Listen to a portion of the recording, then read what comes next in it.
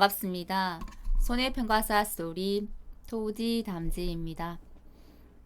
7회 손해평가사 시험에 이어서 오늘부터 2022년 8회 손해평가사 시험에 대해서 강의를 한번 시작해 보려고 합니다. 먼저 강의에 들어가기에 앞서서 손해평가사에 대해서 시험을 응시를 하려고 했는데 도대체 뭐 손해평가사는 뭐 하는 직업이야? 뭘 하는 거지? 이것저것 궁금한 사항들 있으실 것 같아요. 그래서 손해평가사 Q&A 시간 먼저 가지고 약간의 궁금증은 좀 해결하고 넘어가도록 해보겠습니다. 손해평가사. 우리가 지금 손해평가사 자격증을 따려고 시험 공부를 시작했어요. 그죠? 손해평가사란 무엇일까요? 우선은 손해평가사 시험에 합격을 해가지고 자격을 취득한 사람이에요. 그죠? 그러면 손해평가사 시험은 어떤 걸까? 그죠?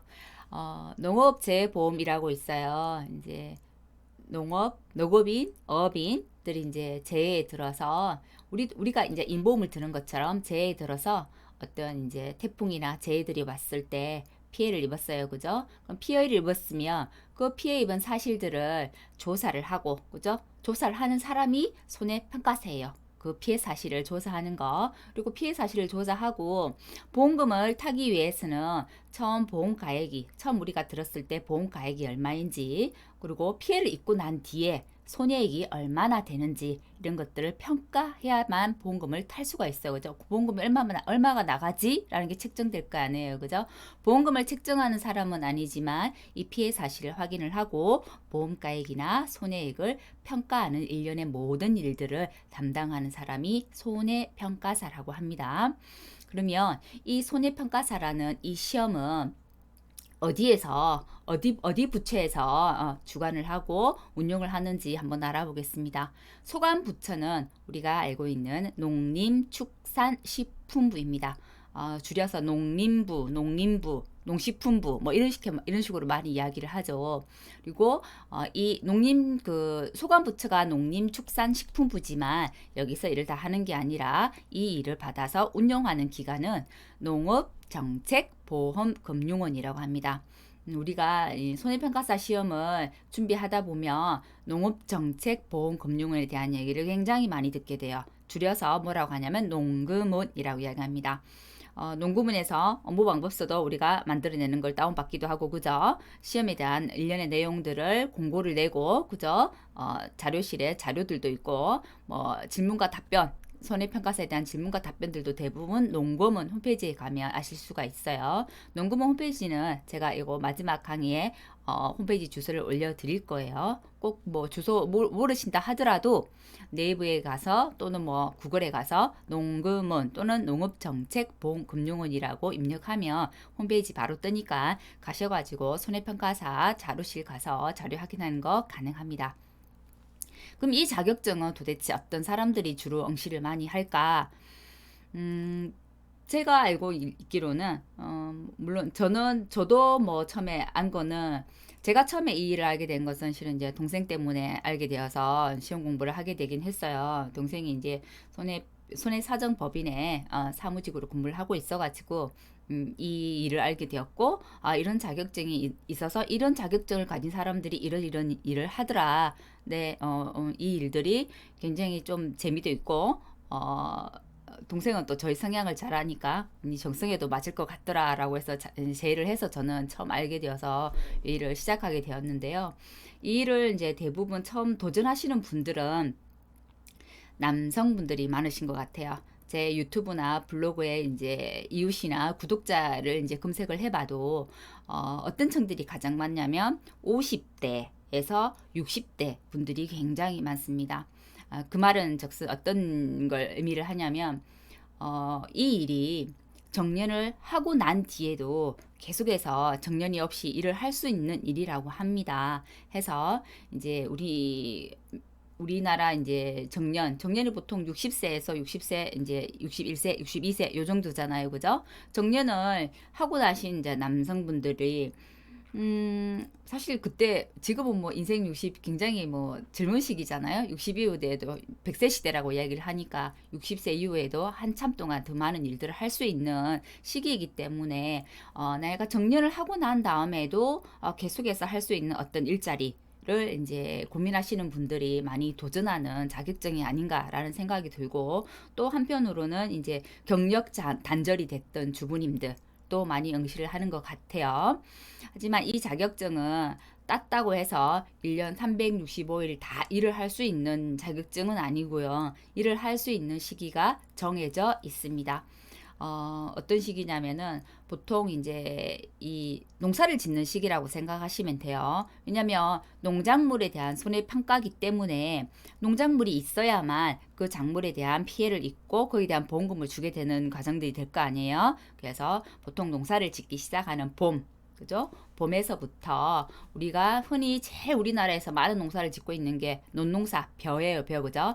벼 조사를 끝으로 거의 해서 한 5월 달부터 해서 10월 말, 11월 초 정도까지 일을 하는 한 6개월 정도 일을 하지만 6개월 내 풀로 일을 하는 것은 아니고 100일에서 120일 정도 일을 한다고 합니다. 그 정도 일을 하고 수당이 보니까 이제 올해 같은 경우는 뭐 이 수당 부분은 뒤에서 이야기를 할게요.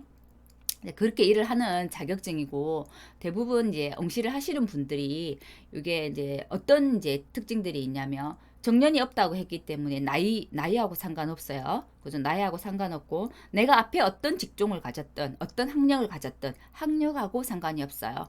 그리고 어떤 지역이든 그것도 상관없어요. 학력이 상관없기 때문에 경력도 상관없다는 말이죠. 그러니까 누구에게나 평등하게 열려있는 자격증이기 때문에 누구나 취득이 가능한 자격증이기 때문에 많은 관심을 가지는 것 같습니다. 아까 말씀드렸죠. 제가 매개퇴직 또는 정년을 하고 난 다음에도 할 수 있는 일이기 때문에 노후 대비를 위한 은퇴 후 재취업을 하기 위한 분들이 많은 관심을 가지고 있는 자격증이기도 합니다. 말씀드렸어요. 손해평가는 그죠? 농작물 재해 보험에 어떤 이제 재해가 생겼을 때 재해는 어떤 재해인지 나중에 이제 설명을 한번 드릴게요. 우리가 흔히 많이 알고 있는 재해는 뭐 태풍 이런 거 있잖아요. 집중호우, 갑자기 추워지는 봄 동상에, 가을 동상에, 그죠? 우박, 일소 이런 것들이 되겠습니다. 그죠? 그런 재해들이 왔을 때 그 피해 사실을 확인하고 보험금을 주기 위해서는 어떤 보험 가액이나 손해액을 평가하는 사람들 그리고 기타 모든 여기에 관련된 필요한 사항들 손해평가에 필요한 사항들을 조사하는 사람이에요. 그래서 전문 조사자가 손해평가사가 되는 겁니다. 그럼 하는 일은 뭐냐? 제가 방금 이제 가볍게 언급을 했었는데요. 자, 그러면 하는 일은 저희가 이제 그 우리 농작물이 이제 처음 이제 발아기에서부터 수확을 할 때까지의 그 과정들을 보면서 한번 하는 일을 한번 되짚어 볼게요. 보통 우리가 어떤 이제 그 작물을 심었다고 할게요. 작물을 심으면 발아기가 있어요. 제일 참 싹이 나는 시기예요. 그죠? 발아가 됐다고 하죠. 발아기를 거쳐서 다음에 발아기를 거치고 나면 꽃이 피어요. 그죠? 꽃이 피는 시기를 개하기 또는 꽃눈 분화기, 개화기 이렇게 가요. 그죠? 꽃이 피고 나면 이 꽃이 우리가 열매를 맺어요. 그죠? 꽃이 지고 난 다음에 열매를 맺는데 아주 어릴 때 그 열매는 우리가 흔히 알고 있는 과실이라고 부르지 않아요? 그것을 유과라고 합니다. 여기에 쓴 용어를 유과로 성장을 하고요. 유과가 좀 더 커서 우리 과일의 모양을 갖췄을 때 그건 어떻게 판단을 하냐면 보통 어릴 때는 굉장히 많이 열리죠. 한 나무에 진짜 그 여러 개가 많이 열려요. 그죠? 뭐 사과라고 하더라도 많이 열리고 배도 마찬가지인데 이 열렸던 과일들을 전부 다 키우는 건 아니거든요. 그 중에서 키울 만한 녀석들만 골라내고 나머지는 따버린단 말이에요. 그렇게 필요한 알맞은 과실들만 남기고 나머지를 따버리는 것을 적과라고 합니다. 농사 용어에서는 적과를 하고 나면 이제 그 다음엔 정말 내가 제대로 키워서 판매를 할, 그죠? 상품을 만들 과실만 남기게 되는 거예요. 그 남아있는 그것을 과실, 우리가 흔히 말하는 과일이죠, 과일. 여기서는 용어를 과실이라고 합니다. 과실이 되고, 이 과실을 제대로 키워서, 그죠? 상품을 만들어서 내는 것을 우리가 수확이라고 이야기를 합니다. 그죠? 그래서 이 성장기는 발화, 꽃눈 분화, 개화, 육아, 과실, 수확 이런 단계들을 거치게 돼요. 이 거치게 되는 과정 속에서 그럼 우리는 어떤 일을 하느냐? 보통 발화기 때 2월이나 3월경이 되겠죠. 물론 4월달에 발화기가 되는 것도 있어요. 농사의 우리가 여기 농업 재보험 안에 있는 품목에 따라서 발화기와 뭐 개화기와 뭐 신초 발화기 이런 것들은 다 기간이 다릅니다. 품목 따라. 그럼 대체적으로 예를 들어서 2, 3월 경에 그죠? 보험 가입을 한다라고 했을 때는 물론 그 해에 보험을 가입하는 것도 있지만 전년도에 보험을 가입하는 것도 있어요. 발화기 그럼 보험을 가입했어요. 그죠? 그러면 이제 꽃이 피어요. 그죠? 개화기가 된단 말이죠. 꽃이 핍니다. 물 한 잔 먹을게요. 꽃이 핍니다. 꽃눈부나 개화기예요.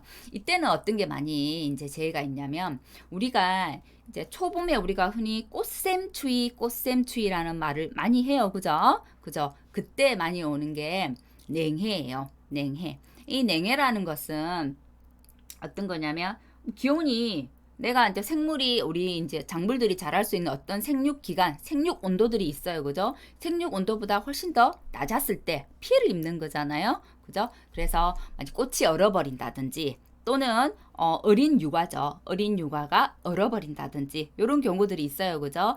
그런 피해들을 냉해라고 합니다. 그래서 그런 냉해들이 왔으면 이제 피해 사실 확인 조사를 가게 돼요. 그죠? 피해 사실 확인 조사를 하는 사람이 손해평가사라고 했잖아요. 그러면 첫 번째 하는 일은 피해 사실 확인 조사를 하는구나. 그죠? 그다음에 육아가 됐어요. 육아가 됐는데 이쯤에 이제 보통 5월경, 6월경 이때 이제 뭐 우박이 왔어요. 우리가 흔히 알고 있는 재해 우박. 우박은 어때요? 내가 이렇게 과일이 있으면 우박이 오면 이렇게 탕 쳐서 이렇게 과일에 상처를 입히게 되죠. 이렇게 상처를 입히게 돼요. 그죠?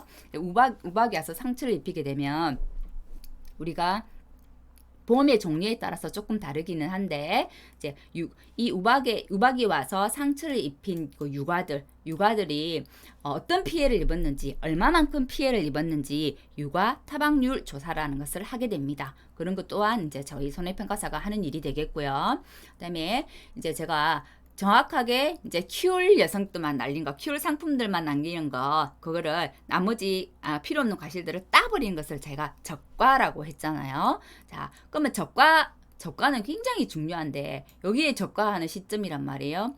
적과는 저희가 이 농업재해보험 이 공부를 하다 보면 굉장히 많이 듣게 되는 말이고 중요한 용어이기도 합니다. 적과를 하기 전은 적과 종료 이전이 되겠죠. 그죠? 이렇게가 저가 종료 이전이 되겠고 저가를 하고 난 다음부터는 저가 종료 이후의 시기가 됩니다.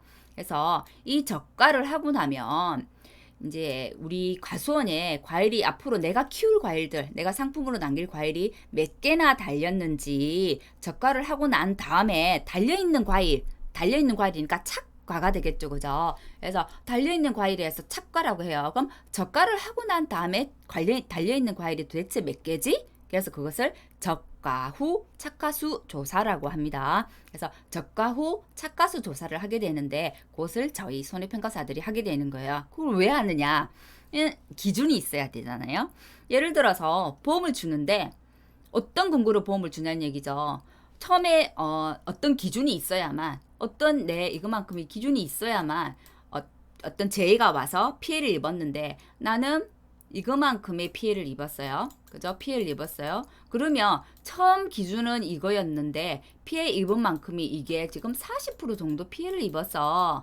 그래서 이 40%에 대한 보험금을 주시오라고 저희가 청구를 할 거 아니에요. 그러면 이 기준을 어디서부터 잡느냐는 얘기죠. 그 기준을 잡기 위해서 적과 후 착과수 조사라는 것을 하게 되어서 우리 과수원에 제일 처음 시작하는 스타트, 제일 처음 우리 과수원이 기준이 되는 착과수가 뭐야? 라는 것을 정하게 됩니다. 그래서 적과 후 착과수 조사를 하기 때문에 우리가 제일 이제 그 과수 중에 제일 처음에 우리가 배우는 과수가 4종이 있는데요. 사과, 배, 당감, 떫은감입니다. 사과, 배, 당감, 떫은감을 과수 4종이라고 이야기를 해요. 여기에서는 과수 4종은 적과 후 착과수 조사라는 것을 가장 기본적으로 의무적으로 하게 되어 있어요. 그 적과 후 착과수 조사를 손해평가사들이 가서 조사를 하는 거예요. 과수원에 방문을 하게 되겠죠. 그죠? 그래서 그 작업들을 기본적으로 하고 그 다음에 우리 이제 재해들이 계속해서 올 거예요. 제가 재해 종류를 위쪽에 적어놨는데 재해가 태풍이 왔다든지 태풍이랑 강풍은 비슷해요, 그죠? 강풍이 왔다든지 우박이 떨어졌다든지 그다음에 집중호우가 왔다든지 지진이 왔다든지 화재, 일소, 가을 동상이동 이런 재해들이 있어요. 이거 외에도 재해는 또 있습니다. 이제 예를 들면 이렇다는 얘기예요. 이런 재해들이 왔을 때 이런 재해를 보장하는 재해라고 하겠어요. 그죠? 보장하는 재해가 왔을 때 그러면 한번 보세요. 태풍이 왔어, 나무에. 태풍이 왔으면 여기에 사과를 예를 들게요. 사과가 달려 있으면 이 태풍으로 인해서 사과가 떨어지는 사과가 생기게 될 거예요. 그죠? 떨어지기만 하나요? 위에 달려있는 사과도 피해를 입겠죠. 마찬가지예요. 우박이 왔어요. 이제 우박이 정말 우리가 알고 있는 조그만 크기의 우박도 있지만 우박도 어떤 때는 막 큰 크기로 떨어지기도 해요. 그죠? 우박이 왔어요. 우박이 오면 달려있는 이 착과에도 달려있는 나무 그 착과에도 피해를 입히지만 물론 우박으로 인해서 떨어지기도 하겠죠. 그래서 그런 조사를 뭐라고 하냐면 달려있는 착과 달려있는 과실을 조사하는 달려있는 과실의 피해를 조사하는 것을 착과 피해 조사라고 하고요. 떨어져 있는 것들 얼마나 떨어졌어? 얼마나 떨어졌어도 궁금하고 그죠? 얼마만큼 떨어졌어? 그러니까 떨어져서 피해 정도가 얼마만큼 돼? 둘다를 알아야 되겠어요. 그죠? 그런 것을 낙과 피해 조사라고 합니다. 그래서 그러면 착과 피해 조사, 낙과 피해 조사 이런 것들도 손해평가사가 하는 일입니다. 그 다음에 이제 수학기에 들어가요. 그죠? 수학기에 들어가면 앞에 피해를 입어서 우리가 줄어든 과실, 그죠? 감수량이 되겠죠. 그것이 그죠? 감수량이 얼마만큼 되고, 그럼 나는 우리 가수원에 수학을 했는데 수학량은 얼마만큼 되겠어? 라는 게 나오겠죠. 그러면 제일 처음 아까 이야기했던 기준이 되는 적과후 착과수란 게 있었어요. 나는 기준이 이거만큼인데 피해를 입어서 감수를 이거만큼 입었어. 그러면 나머지 요거만큼 뭐가 되겠어요? 수확량이 되겠지요. 그죠? 그래서 수확량 조사도 하게 됩니다. 수확량 조사를 하는 이유는 우리 과수원의 감수가 얼마가 됐을까라는 것을 조사하기 위해서 수확량 조사를 하는 거예요. 그래서 대부분의 농작물들은 밭작물이든 논작물이든 과수든 수확량 조사라는 것을 하게 되는데 그런 것 또한 우리 손해평가사가 하는 일이 되겠습니다. 그러면 이제 이런 것들을 하는구나. 한번 볼까요? 그러면 어떤 피해 사실, 제가 손해평가사 하는 일이 피해 사실 확인을 하는 거라고 했어요. 그죠? 피해 사실 확인 조사, 육아 타박률 조사, 적과후 착과수 조사, 그다음에 낙과 떨어진 과실, 낙과 피해 조사, 달려있는 과실, 착과 피해 조사, 그리고 마지막에 수확량 조사 이런 일련의 손해액들을 평가하고 그거 외에도 과실 같은 경우는 나무예요. 그죠? 근데 재해가 오면 과일만 피해를 입는 건 아니거든요. 정말 비가 많이 와서 집중호우가 와서 우리 과수원의 일부분이 다 침수가 됐어요. 그죠? 침수가 다 돼서 다 물에 잠겨버렸어요. 그런 경우에는 밭작물 같은 경우는 물에 잠겨서 오래 있으면 한꺼번에 다 죽어요. 그죠? 죽지만 과수 같은 경우는 나무가 죽기도 하죠. 그래서 나무도 보험에 들어요. 저희가 그래서 나무도 피해 조사가 있는지 나무 고사가 된 게 있는지 수확 불능인 나무들이 있는지 이런 것들을 조사하는 것도 손해평가사가 하는 일입니다. 생각했던 것보다 좀 궁금해해요. 그죠? 아시는 분들도 계시지만 전혀 손해평가사가 어떤 일을 하는지 손해평가사가 자격증이 굉장히 좋다고 유망하다고 해서 도전을 하려고 이제 신청은 했는데 그죠? 어떤 일을 하는지 정도는 알고 넘어가야 될 것 같아서 간략하게 설명을 드렸습니다. 그러면 농작물 재해보험은 뭐야? 그죠? 농작물 재해보험은 지금 저희 나라 같은 경우는 국가에서 이제 정책적으로 밀어주는 정책보험이에요. 저희 도시 사람들과 같이 이제 다르게 이제 농민들에 대한 지원들이 굉장히 많잖아요. 이 농작물 재해보험은 일본 같은 경우는 누구나 의무적으로 가입하는 의무보험화되어 있다고 합니다. 저희 같은 경우는 의무보험은 아니고요. 일정 정도 자격을 갖춘 사람이면 또 자격 기준이 있거든요. 그 자격 기준에 이제 도달하는 사람이면 누구나 가입할 수 있는 게 되겠고 예상치 않는 어떤 재해들 자연재해들이 되겠죠. 그죠? 자연재해나 뭐 짐승들, 우리가 산이나 이런 들 쪽에 짐승들 많잖아요.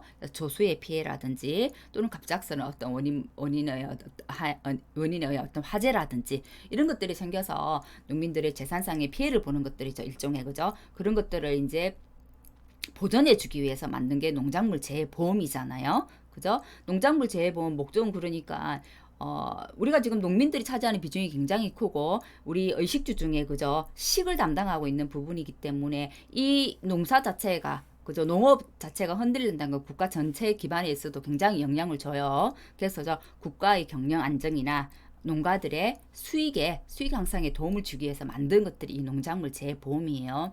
농작물 재해보험에 대해서 자세하게 배우는 것은 우리가 이제 손해평가사 시험에서 1차 시험이 있고 2차 시험이 있어요. 그죠? 1차 시험에서는 그런 부분에 대한 이론적인 부분에 대해서 굉장히 자세하게 더 배우게 되실 거예요. 제가 아까 소관부처는 농림축산식품부라고 말씀을 드렸고요. 자, 그것을 운용하는 농림축산식품부에서 이거를 관리하고 운용하는 기관을 따로 둔 것이 농업정책보험금융원에서 농금원이라고 했습니다. 그럼 농금원에서 이제 이 농작물 재해보험 사업자를 선정하고 약정을 체결합니다. 그죠? 그리고 여기 보험료와 운용비 등을 주게 되는 거죠. 그럼 이 재해보험 사업자는 누구냐? 어디에서 보통 주관을 하냐면 이 재해보험 사업자는 우리가 흔히 알고 있는 농협, NH, 농협 손해보험, 농협 손보입니다. 그래서 시골 사람들이 대부분 농협 가잖아요. 그죠? 농협에서 보험 들죠. 그래서 농협 손해보험이 재해보험 사업자가 되는 겁니다. 사업자가 되고 이 이제 그 농협에서 이 사업을 운영하지만 사실 요거는 자연재해, 그대한 자연재해에 맞서는 보험이기 때문에 보험에서 손해율이 굉장히 많이 나요. 우리가 들었던 보험료보다 손해율이 많이 나기 때문에 보통 손해율이 많이 날 때는 보험회사들이 다시 또 드는 보험이 있어요. 나는 내 지금 받은 보험료만 가지고 이 사람들이 보험금을 감당할 수가 없어. 라고 해서 나도 위험하니까 다시 보험을 들어야지 해서 드는 보험이 재보험이에요. 재보험. 재해보험이 아니고 재보험이에요. 그 재보험은 우리나라 같은 경우는 보통 이제 해외 이제 보통 그냥 일반 우리 이제 재보험은 뭐 해상보험이라든지 운송보험 이게 큰 보험들 요런 보험들에서는 이제 외국 회사의 재보험을 많이 들어요. 그런데 요 그 농작물 재보험 같은 경우는 그런 기관 이제 손해를 많이 보니까 그렇게 들고자 하는 재보험업자가 없다 보니까 지금 우리 그 농작물 재해보험의 재보험업자는 저희는 정부입니다. 정부. 국내외 민영보험사라고 되어 있지만 일반적인 재보험은 그런데요. 농작물 재보험은 정부가 재보험이 되겠습니다. 그래서 정부에서 보전을 해줍니다. 더 큰 사고가 나서 이 보험료만 가지고 보험금을 감당할 수 없을 때 정부에서 지원을 해줍니다. 그러면 이 농협 NH 손보죠. 손보는 국가에 재보험료를 내고 자기가 그 생각했던 어떤 기준보다 훨씬 더 많은 이제 손해율이 났을 때 국가에서 보존을 해준 재보험금을 받게 되는 겁니다. 국내에 그 민영보험사도 되고 자 농작물 재해보험은 국가에서 그대 재해를 인수하는 겁니다. 자, 보통은 해외 그 보험사에 많이 하는데 농작물 재해보험은 안 그런 것 같아요. 근데 이제 우리 1차 시험 배우다 보면 1차 시험에 이제 우리가 그 상법 그죠? 상법 보험계약법도 배우지만 손해사정 이론 해가지고 손해사정 이론도 조금 언급하게서 배우게 될 거거든요. 그때 이런 부분들이 언급이 됩니다. 그리고 이제 가입자는 누가 되나요? 우리가 알고 있는 농민들이 되겠죠. 그죠? 개인도 되고 우리 시골에 가면 개인만 농사를 짓는 거 아니죠. 법인들도 있죠. 큰 영농법인들도 있어요. 영농법인들도 계약자가 될 수 있습니다. 그럼 보험가입자는 우리가 보험에 가입할 때 주는 건 뭐예요? 내가 안보험에 들었어. 이걸 보장을 받으려고 하면 보험회사에 보험료 주잖아요. 똑같습니다. 계약자는 재보험 사업자한테 보험료를 주고 어떤 이제 재해가 발생했을 때 그에 대한 피해율에 따라서 재보험 사업자한테 받는 게 보험금이 되는 거예요. 그러면 저희하고 재보험 사업자는 어떻게 돼요? 저희는 손해평가를 하는 손해평가 평가사래, 그죠? 조사자예요, 그죠? 이 평가사들은 세 부류의 사람들이 조사를 할 수 있습니다. 어떤 사람이, 우리처럼 자격증 시험을 쳐서 합격한 손해평가사도 될 수 있고요. 우리가 흔히 알고 있는 손해사정사, 손해사정사에는 세 종류가 있어요. 신체 손해사정사, 그다음에 재물 손해사정사, 그다음에 자동차 손해사정사가 있는데, 현재 이론에서는 세 쪽 다 가능하다고 이야기를 하는데, 실무에서 보니까는 재물 쪽만 주로 이쪽 일을 하시더라고요. 그래서 이제 손해사정사, 그 다음에 이제 자격증 시험을 치지 않고 이제 농협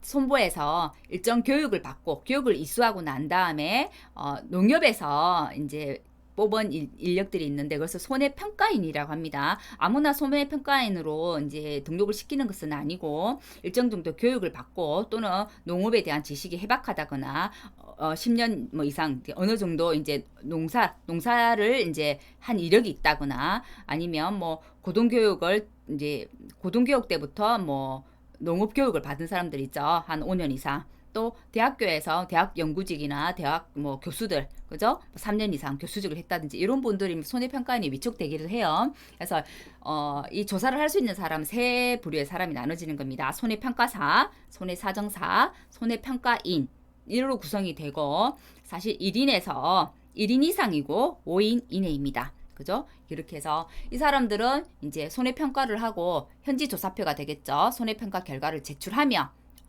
재보험 사업자로부터 수당을 지급받게 되는 거예요. 그죠? 근데 사실 농협하고 저희가 다이렉트로 바로 계약을 맺지는 않죠. 저희 같은 경우는 자격증 시험을 치고 나면 들어갈 수 있는 데가 있어요. 그죠? 몇 군데, 그선 뒷부분에 언급을 하도록 하겠습니다. 자, 그럼 농업재해보험이죠. 농업재해보험의 관련 법규들은 어떤 것이 있을까? 또 한번 알아볼게요.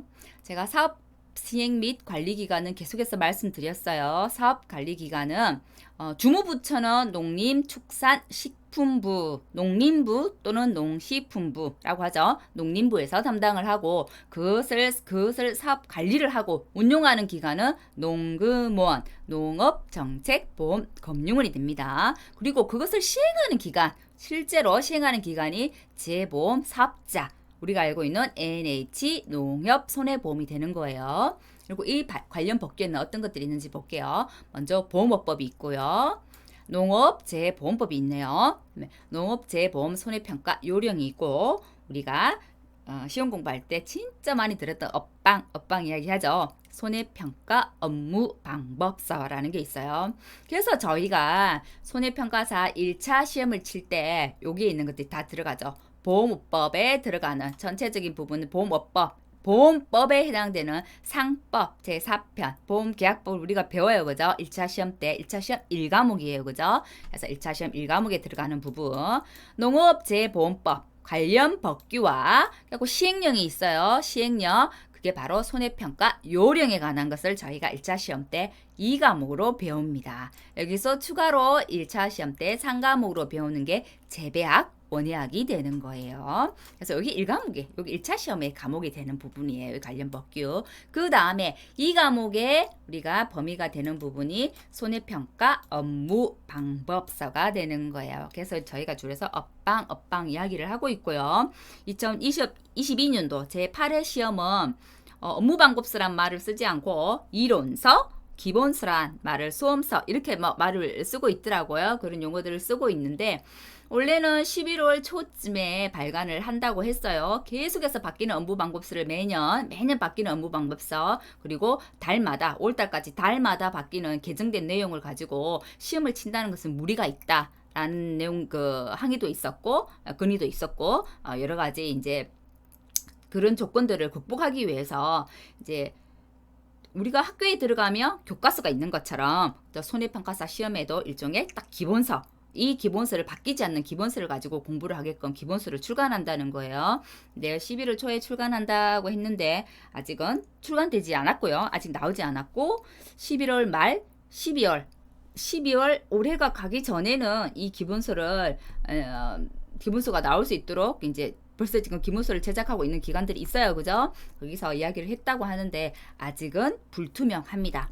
불투명해서 저희가 일찍 나오면 더없이 좋겠지만 일찍 나오지 않는다면 저희는 먼저 올해 2021년도 업무 방법서를 가지고 먼저 선행 학습들을 하고 있을 수밖에 없는 거예요. 그래서 저희도 지금 11월 달에 공부를 스타트하게 된 거예요. 그죠? 그래도 이걸로 가지고 할 수 있는 거는 물론 이제 새로운 기본서에 추가되고 수정되고 이런 내용들이 많아요. 그죠? 개정되는 내용들이 많지만 이걸로 아직 먼저 공부를 해도 큰 무리가 없다고 하는 것은 우리가 농업재해보험에 들어가는 품목들이 있어요. 그죠? 논작물, 밭작물, 과수 등의 품목들이 있는데 그 품목들은 바뀌지 않기 때문에 올해 걸로 먼저 실행학습을 하는 거예요. 농작물 재해보험 가입 절차는 그럼 어떻게 될까 한번 볼까요? 실은 보험 가입 절차는 그 1과목 배울 때 1과목의 보험 가입 절차에서 저희가 기본 암기 순서들이 있는데 그거하고 조금 간략화 시키기 위해서 제가 올리긴 했는데 가입 절차 순서도 저희 시험 과목에 들어가는 부분이에요. 자, 먼저 보험 가입 안내를 하겠죠. 안내를 하고 보험을 가입해야만 요 농작물 재해보험 어떤 재해가 났을 때 보험금을 받을 거 아니에요. 그럼 이 가입 안내는 어디서 하느냐? 우리가 그 재해보험 사업자가 농협이라고 했어요. 농협 NH 손보, 그죠? NH 손해보험, 그죠? 손해보험인데 이 가입 안내는 지역 농협에서 합니다. 그 중앙 그 NH 손보에서 다 가입할 수는 없잖아요. 지역에 있는 사람들이 거기 가서 가입할 수는 없는 거잖아요. 그래서 농협은 각 지역마다 전부 다 있어요. 그죠? 그래서 지역 농협에서 가입을 하기도 하고 여기 옆에 자세하게 나와 있죠. 재보험 사업자하고 판매 위탁 계약을 체결한 지역 대리점. 그러면 축협도 있어요. 우리 가축들 그죠? 축협도 있고 임협도 있어요. 그죠? 그죠? 임협도 있죠. 그리고 각각의 지역 농협들은 다 해당이 되고 그리고 이제 우리가 대구에 가면 뭐가 맞나요? 사과가 맞나요? 능금 농협이라고 따로 있어요.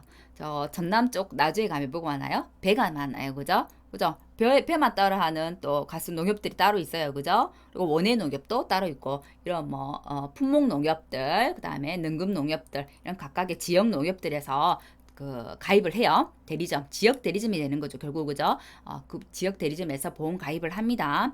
가입을 하는 사람은 그럼 누가 되느냐? 가입을 할 수 있는 사람은 그 사업 지역, 사업 실시 지역에서 이것도 어떤 품목이든 전부 다 가입을 할 수 있는 건 아니에요. 농작물 재해보험. 농작물 재해보험에 들 수 있는 품목들이 정해져 있어요. 그것을 보험 대상 농작물이라고 이야기를 하죠. 이 보험 대상 농작물을 실제로 경작하는 굉장히 중요해요. 그죠? 개인 또는 법인이 됩니다. 영농법인도 가입이 가능합니다. 이런 분들이 가입을 하게 되고 가입을 하고 나면은 내가 가입 신청을 했다고 해서 또 누구나 가입할 수 있는 건 아니죠. 그럼 예를 들어서 저희가 인보험, 우리가 드는 이제 인보험, 내가 안보험을 든다고 해요. 근데 내가 안보험을 드는데, 우리가 그런 거 많이 하죠. 앞에 고혈압이 있습니까? 당뇨가 있습니까? 뭐 전적, 뭐 어떤 병 이력이 있습니까? 많이 묻죠. 그죠? 왜? 그런 이제 이전 전적이 많은 사람들은, 이력이 많은 사람들은 앞으로도 그런 이제 사고가 날 수 있는 많은 고위험군의 이제 어떤 계약자이기 때문에 보험료를 더 높게 받는다든지 아니면 보험을 우리가 받아들인다 이 말을 이 보험에서는 인수한다라고 해요. 그래서 인수해주지 않는 거죠. 그죠? 농작물도 마찬가지예요. 그런 인보험처럼 인수 제한을 할 수 있는 어떤 그게 다 있어요. 품목마다. 그래서 인수 제한에 해당되는지 안 되는지 이거는 인수를 해도 되겠는지 현지 확인을 갑니다. 그래서 농지 원장을 작성하고 현지 확인을 하고 난 다음에 여기는 인수 제한 사항에 걸리지 않는 농지야. 인수해도 되겠어? 라고 하면 이제 보험을 가입할 수 있는 거예요. 그럼 이제 청약서를 작성하게 될 거고 우리 품목, 우리 농지에 맞는 보험 가입 금액을 결정하게 될 거고 보험 가입 금액이 결정되고 나면 보험료를 내게 되겠죠. 그죠? 보험료를 내고 나면 우리 보험료 내고 나면 그 주는 거 있잖아요. 보험증권 주잖아요. 그죠? 그래서 보험증권 발급하고 나면 농작물 재해보험에 가입이 된 거예요. 그죠? 이런 절차를 가지게 됩니다. 자, 그 다음에 제일 궁금한 거 사실 이걸 거예요. 그죠?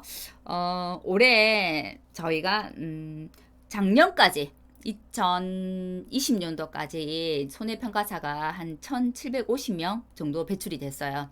이 손해평가사 처음 이제 자격증 그 할 때 국가에서 모집하겠다고 이제 이야기한 인원이 2,000명이었어요. 2,000명이 될 때까지 손해평가사들을 모집하겠다라고 했는데 작년까지 한 1,750명이 이제 모집이 됐단 말이에요. 자격증 시험에 합격을 했죠. 근데 이제 요 손해평가사 시험은 이제 저도 기사를 봤지만 한 70% 정도가 활동을 하고 나머지 30%는 장롱면허라고 해요. 뭐 나중에 아직 정년이 안 됐거나 그죠? 지금 바로 현장에 나갈 수 없는 분들은 쉬고 계신 분들이 한 30%란 얘기예요. 70%가 활동을 하고 있다는 얘기입니다. 그죠? 그럼 1,700명에 70%는 몇 명일까요? 1,700 곱하기 0.7 해볼게요. 그 1190명, 1200명, 1200명 정도 되네요. 근데 올해 저희 이번에 합격자가 굉장히 많이 나왔어요. 여태보다 문제가 좀 쉽기도 했고, 물론 문제가 굉장히 쉬워서 저는 다 합격을 했다 그렇게 생각하진 않아요. 그만큼 응시하는 사람이 많았고요. 공부를 하는 사람들의 수준이 높아졌다고도 볼 수 있어요. 강사들의 수준도 높아졌고 공부를 하는 사람들의 수준도 높아졌기 때문에 문제가 좀 쉽게 느껴진다는 건 맞지만 문제가 무조건 쉬워서 합격했다고 생각하지는 않고요. 그분들이 그 자격증을 따기 위해서 얼마나 많은 노력을 했는지는 따신 분들이 더 잘 아실 거예요. 주위 많이 보셨죠? 합격 수기 많이 올려놓은 거 보셨을 거예요. 따신 분들 어느 누구 한 분도 정말 쉽게 벼락치기해서 대충 공부하고 한 달만 공부하고 두 달만 공부하고 자격증을 따신 분들은 한 분도 없습니다. 그렇지만 아무튼 올해 많이 배출됐어요. 올해 배출되는 이 2235명이었나요? 33명이었나요? 아무튼 2230명이 넘었어요. 앞에 우리 1회부터 6회까지 합격생을 합친 것보다 올해 합격한 지금 자격증 그 지급자가 더 많습니다. 많아서 굉장히 많이 합격을 하면 굉장히 기쁘죠. 기쁨과 동시에 불안함이 같이 이제 따라오는 거예요. 그러면 이 많은 사람들이 한꺼번에 다 나가서 일을 할 수 있을까? 일을 하면 나는 수당을 과연 얼마만큼 받을 수 있을까? 내 연봉은 얼마만큼 될까? 이런 것들이 걱정인 거예요. 제가 알기로는 이 자격증이 정말 그 괜찮은 자격증이다 소문이 나게 된 계기는 작년, 재작년에 굉장히 재해가 많았어요. 태풍이 굉장히 많이 왔었고 그때는 손해평가사들이 훨씬 더 적었죠. 적은 인력으로 많은 재해가 왔기 때문에 많은 건수들을 쳐내야 했고 조사를 해야 했었기 때문에 그 조사 건수에 따라서 저희가 수당을 받는 거잖아요. 그래서 그때 이제 손해평가사분들 또는 손해사정법인에 계신 분들이 저도 제주에 있었어요. 사실 수익이 굉장히 좋았어요. 뭐 5천, 6천 되시는 분도 저도 받고 기본적으로 3, 4천 원 버셨어요. 그때 그죠? 그래서 이 손해평가사가 한 100일 일하고 3, 4천 번대 이렇게 소문이 났던 자격증이었죠. 그래서 붐이 일기도 했고 물론 이제 정년이 없다는 것 때문에 특히 붐이 일기도 했어요. 근데 이제 올해 이제 자격증 그 취득하신 분이 해피에서 일하신 분들 수익을 이제 올려주신 분들이 있어요. 그 올려주신 분 거를 보고 저도 이걸 적었는데 올해 해피에서 일하신 분의 수익이 경비가 생각보다 많이 들어요. 저희가 실경비는 지원을 해주죠. 한 3,700만 원, 800만 원 정도 되더라고요. 근데 거기에서 경비가 거의 7, 800이 빠지더라고요. 빠지니까 순수익이 1,900에서 2,000만 원 정도였다고 합니다. 하루 일당에 최고로 받을 수 있는 해피의 하루 일당 수당은 43만 원 정도예요. 실은 그 재작년 그재작년에는 태풍은 재해는 많이 오고 조사자는 모자라고 이 조사 건수는 다 쳐넣어야 되고 이런 부분들이 있어서 그 하루 나가는 수당이 훨씬 더 높게 책정이 된 적도 있어서 43만 원이 아니라 하루 건수 조사를 58만 원에 나간 해도 있었어요. 근데 지금은 그렇지는 않다는 얘기예요. 그죠? 않습니다. 그리고 현재 올해 아무튼 올라온 자료로는 1,900만 원에서 2,000만 원 정도였다고 합니다. 또한 이 금액이 확정이라는 것은 아니에요. 왜냐하면 저희가 나가서 활동을 할 수 있는 곳은 크게 세 군데 정도로 분류가 됩니다. 첫 번째 협회예요. 협회. 저희가 자격증을 따고 나면 협회에 가입한다, 협회에 가입한다는 말을 굉장히 많이 해요. 그죠? 첫 번째가 한국손해평가사협회, 한손협이 있고요. 한국농업재보험협회, 농재협이 있어요. 그 다음에 우리가 알고 있는 손해사정법인이 한 34개 정도, 이보다 더 있을 수 있어요. 정도 있어요. 그래서 협회에 가입할 수도 있고 손해사정법인에도 가입할 수가 있는데, 지금 이제 한 1,900에서 2천만 원 정도 수익은 협회에서 이제 활동하신 분이 블로그에 올려서 공개한 수익의 내용입니다. 그리고 그 협회는 한손협하고 농지협이 있는데, 그럼 나는 협회를 가입할 때 여기 둘 다 가입할 수 있어? 이렇게 묻는 분들이 계신데요. 협회는 두 곳 다 가입하는 것은 힘들어요. 왜냐하면 내가 이걸 가입을 해서 조사자로 활동을 하려고 하면 그 자격증을 받고 이제 등록을 하면 각자 각 1인마다 코드가 부여가 되는데, 코드는 한 곳에서 부여가 돼요. 내가 한손협에 가입되면 한손에서 코드가 부여될 거기 때문에 농재협에 다시 가입할 수 없는 거예요. 마찬가지로 농재협에 먼저 했다고 하면 한손협으로 가입할 수 없어요. 그래서 협회 두 곳 중에 한 곳으로 가입이 가능하고, 또는 손해사정법인으로도 가입을 해요. 이제 손해사정법인은, 협회는 어떻게 보면 약간 계약직 프리랜서의 개념이라고 보시면 되고, 손해사정법인도 안에 정규직으로 일하시는 분도 있고 계약직으로 일하시는 분도 있고 이제 프리랜서처럼 일하시는 분도 있고 아주 다양해요. 그래서 이 수익에 관한 부분은 얼마다라고 이야기하는 것을 못 받는 것이 좀 굉장히 힘들어요. 손해사정법인이 현재는 이제 협회보다는 이제 수익을 더 많이 창출하죠. 더 수당을 더 많이 받기는 하는데, 일은 또 그만큼 더 많이 하게 되는 것이 있고, 손해사정법인 같은 경우는 이제 협회는 저희가 나이 불문하고 누구나 가입이 가능한데, 손해사정법인에는 조금 연령대가 있으신 분들을 모집을 안 하더라고요. 그리고 사람 그 인력 자체, 취업하기 위한 인력 자체를, 고용 창출 자체를 굉장히 많이 하고 있지 않아서 누구나 쉽게 들어갈 수 있는 건 아니고, 뭐 아름아름 들어가시기도 하시고, 기존에 있는 분들이 추천으로 들어가시기도 하고, 또는 이제 손해사정법인에서 어떤 이제 취업 그 루트들이 있죠. 우리가 취업 사이트들이 있죠. 사이트에 공고를 내고 실제로 면접을 보고 이력서를 내고 들어가시는 분들도 있고 그렇더라고요. 그래서 저희도 이제 올해 학교 가신 분들도 그럼 들어가는 곳은 거의 이 정도가 될 거예요. 한손협이나 농재협이나 손해사정법인으로 들어가는 게 될 거고, 제가 지금 어느 곳이 더 나으니까 어느로 가세요? 그것까지는 제가 말씀해 드릴 수가 없어요. 그죠? 그것은 본인들이 판단하게 되는 것이고, 지금 각 카페나 이런 데 보면 뭐 한손협이나 농재협에 대한 홍보들 하시는 분들이 있더라고요. 그런 거 잘 살펴보시고 먼저 나가서 일을 하고 계시는 선배 기수님들 말씀도 좀 들어보고 해서 자기의 진로를 결정해야 되는 것 같아요. 한손협보다 농재협이 먼저 생겼고요. 농재협은 2012년도에 생겼던가 그렇게 돼 있더라고요. 훨씬 더 빨리 생겼고, 한손협은 생긴 이름까지는 제가 기억을 잘 못하겠어요. 농재협이 훨씬 더 먼저 생겼더라고요. 아무튼 먼저 생겼고, 한손협은 그 뒤로 우리가 손해평가사 시험 제도가 만들어지고 난 다음에 그 뒤로 생긴 게 한손협이에요. 한손협이어서 이 덩치는 농재협이 한손협보다 한 1.5배 더 이제 크다고 합니다. 인원 수가 되겠죠, 그죠? 어떻게 보면 인원 수가 그 협회의 파워를 결정한다고도 하는데, 지금 시험 합격자가 굉장히 많아서 막 그 카페들마다 이상한 글들이 많이 올라와요, 그죠? 뭐 농재협은 올해 뭐 사람을 받지 않는다더라, 한손협은 벌써부터 지금 모집을 한다더라, 이런 것들이 많은데, 한손협은 모집한다는 글을 저도 봤어요. 이제 보통 1, 2월 달에 이제 인원들 많이 모집하는데 벌써부터 모집을 하고 계시는 건 맞더라고요. 한수협 맞는데, 아직 뭐 농재협은 사람을 받지 않는다더라, 뭐 사정법인도 사람 안 뽑는다더라, 이런 말들 하시면서 어떻게 해요? 하고 물으시는 분들이 많은데, 그거는 좀 추이를 지켜봐야 될 것 같아요.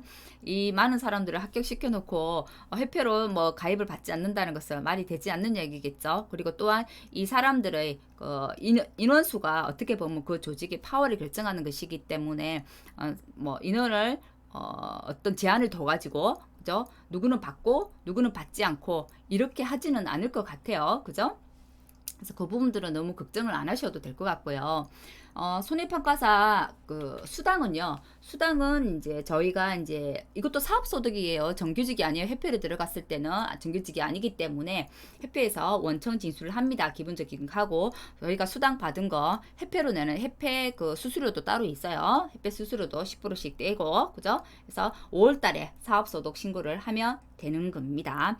그리고 손해사정법인에 들어간다고 해서 누구나 정규직으로 들어가는 거 아니고 계약제도 있고 프리랜서도 있다고 했어요. 그래서 손해사정법인의 연봉도 얼마다라고 말을 할 수 없는 거는 개인차가 많기 때문에 개인차가 굉장히 많아요. 굉장히 많기 때문에 얼마다라고 저도 꼭 집어서 제가 제 주위에도 사람은 있지만 그 사람의 급여가 보통적으로 딱 기본적으로 나가는 평균적인 급여가 아니어서 급여를 말씀드리기는 좀 그런 것 같아요. 그래서 사람 수는 많이 뽑아놓고 그러면 어떻게 하지라고 걱정하시는 분들이 많은데 농협의 입장에서는 제 생각에 농협의 입장에서는 결국 손해보는 건 아닌 것 같아요. 왜냐면 일을 시키는 입장에서 사람이 많은 것은 훨씬 더 유리하죠. 그죠? 유리하고 결국은 저희가 이제 손해평가 시험을 칠 때 제가 굉장히 많이 했던 말인데 적자생존이란 말을 많이 했어요.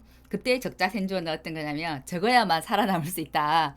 손해평가 시험이 입으로만 머리로만 암기하고 외운다고 해서 쉽게 쳐가지고 합격할 수 있는 시험이 아니고 수없이 적고 문제풀이를 반복함으로 해서 내 것으로 만들었을 때 합격할 수 있는 시험이라고 해서 적자생존이라는 말을 썼는데 그 현장 업무도 그런 것 같아요. 이제는 그거는 정말 말 뜻 그대로 적자생존인 것 같아요. 그 환경, 그 생태계에서 잘 적응한 사람이 살아남는 것이 아닐까. 그리고 이 손해평가사 자격증도 점점 더 이제 능력제로 가지 않을까라는 생각은 해요. 능력 있는 사람들은 일을 더 많이 하고 그렇지 않은 사람은 도태될 수밖에 없는 그런 구조로 가고 있는 것 같아요. 그래서 수당이 너무 적어서 이 수당 가지고 전 올해 그런 분들 봤거든요.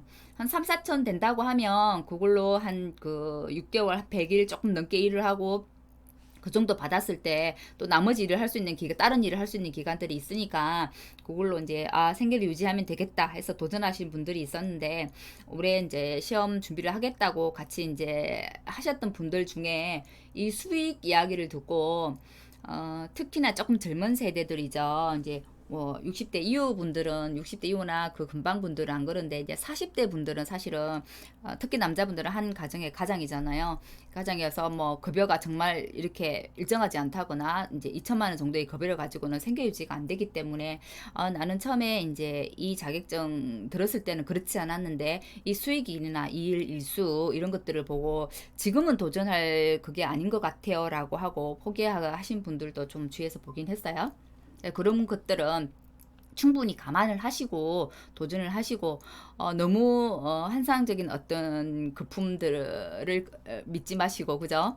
뭐 너무 좋은 자격증이라더라 너무 부풀려서 뭐 연봉이라든지 일이라든지 뭐 그런 것들은 기대를 안 하시는 게 좋을 것 같아요. 그냥 있는 그대로 그죠? 급여는 요 정도고 급여는 한 2천만 원 수준 정도고 일을 할 수 있는 일수는 100일에서 120일 정도 라는 거. 그리고 일을 하지 않는 기간. 그럼 결국은 반년 정도는 일을 하고 반년 정도 일을 하지 않는다는 얘기예요. 일을 하지 않는 기간에 대한 일에 대한 고민. 그죠? 나는 그 안에 뭐 물론 뭐 경제적인 형편이 되거나 개인적으로 나는 그 일을 하지 않고 그 기간 동안에 나는 뭐 충분히 취미 생활을 하면서도 나는 잘 버틸 수 있어. 나는 그렇게 지내고 또 거의 뭐 생활에 무리가 없어라는 분들도 있겠지만 6개월 일하고 6개월 일하지 않는 기간에 꼭 일을 해야 되는 분들도 있을 거예요. 그죠? 그러면 일하지 않는 기간들에 대한 나는 무엇을 할 것인가 과연. 그죠? 그게 대한 고민들은 분명히 순행되어야 되는 것들이라고 생각을 합니다. 저도 그에 대한 고민들이 많고요.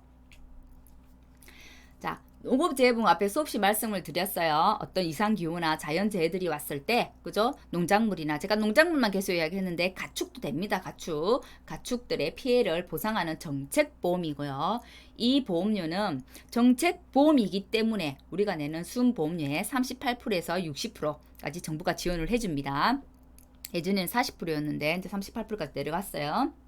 그 다음에 지자체에서도 10%, 40% 결국은 지원을 해주기 때문에 거의 국가에서 지원해주는 게 한 80% 정도 80%, 90% 정도를 국가에서 지원을 해주기 때문에 내가 내는 보험료는 한 10%에서 20% 정도가 이제 실제로 계약자들이 내는 보험료가 되는 겁니다.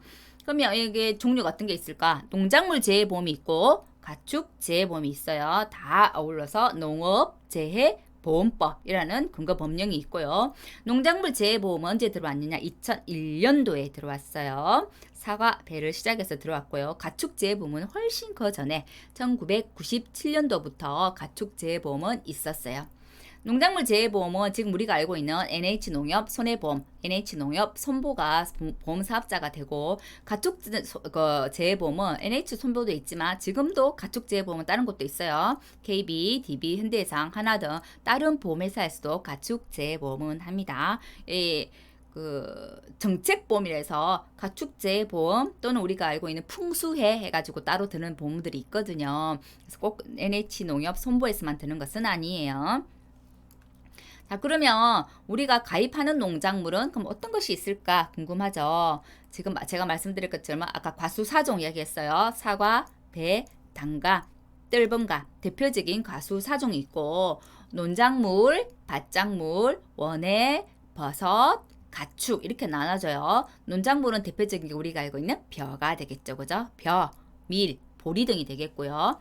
밭작물은 우리가 일상 속에 김장할 때 재료들 생각하시면 좀 쉬울 거예요. 마늘, 양파, 또 뭐 있어요? 우리가 많이 먹는 거 있죠. 고구마, 감자, 그죠? 고추 이런 것들이 되겠죠. 그죠? 그다음에 원예 시설도 물론 되고요. 원예 시설 안에서 키우는 원예 시설 작물들도 포함이 됩니다. 그리고 버섯도 가입이 되고요. 버섯 시설물도 가입이 가능해요. 그런 것들이 있고, 가축은 우리가 잘 알고 있는 소, 돼지, 제주도 같은 경우 말, 가금은 날개 달린 것들이 있죠. 대표적으로 닭 이런 거 있죠. 그죠? 닭, 그다음에 또 뭐가 있을까? 메추리, 그죠? 꿩 다 해당이 됩니다. 기타 우리가 알고 있는 토끼, 이제 제가 조금 특이했던 거 오소리가 있더라고요. 오소리, 오소리, 사슴, 양 이런 것들이 가축에 포함이 됩니다. 그러면 품목들은 그런 게 되는데, 그럼 아까 얘기했는데 보장하는 재해라고 했어요. 그럼 보장하는 재해, 즉 보장하는 재해는 어떤 것들이 있느냐? 어떤 재해가 왔을 때 그러면 이 농작물 재해 보면서 피해 사실을 확인하고 보험금을 주는 거야? 궁금하잖아요. 그래서 보상 재해는 특정 위험이란 것도 있고 종합 위험이란 것도 있는데, 특정 위험이 어떤 것이 있냐면 태풍, 보통 태풍이 올 때는 강풍도 같이 동반을 해요. 그래서 태풍, 강풍을 묶어서 많이 얘기를 합니다. 태풍, 강풍, 우박, 지진, 화재, 동상해 등이 있고요. 가축에도 보면 풍해, 수해, 설해, 화재, 그리고 질병들이 있네요. 우리가 농작물에서는 종합위험에 병충해라는 게 있죠. 병충해라고 이야기하지만 가축은 병충해라고 하지 않죠. 질병이라고 하죠. 그래서 질병을 보장하고, 그러니까 이런 특정 위험들보다 더 많은 재해들이 또 있을 수 있어요. 그런 모든 일련의 자연재해. 자연재해도 그래도 모든 것들은 다 아니고 또 자연재해 몇 개가 어떤 것들이 이제 보장이 되는지는 좀 더 상세하게 나중에 배우시게 될 거예요. 그리고 짐승들로 인한 조수해, 그다음에 화재 피해는 크잖아요. 그죠? 화재, 병충해 이런 것들이 보장 재해가 되는 겁니다.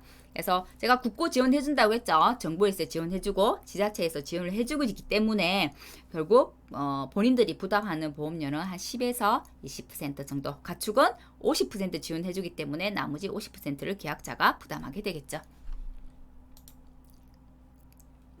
자, 우리가 요거는 시험에 들어가는 실제로 1과목, 2과목에 들어가는 품목들이에요. 농작물에 들어가는 품목은 67개 품목이 되고요. 가축에 들어가는 축종은 16축종이 되고, 농작물 재해보험과 가축의 비중은 80에 20% 정도가 됩니다. 농작물이 67개가 훨씬 더 많잖아요. 그죠? 그래서 농작물 재해보험의 비중이 한 80% 정도 된다는 거. 그리고 저희가 이제 이거 공부를 시작하게 되면 쭉 배우는 것들이에요.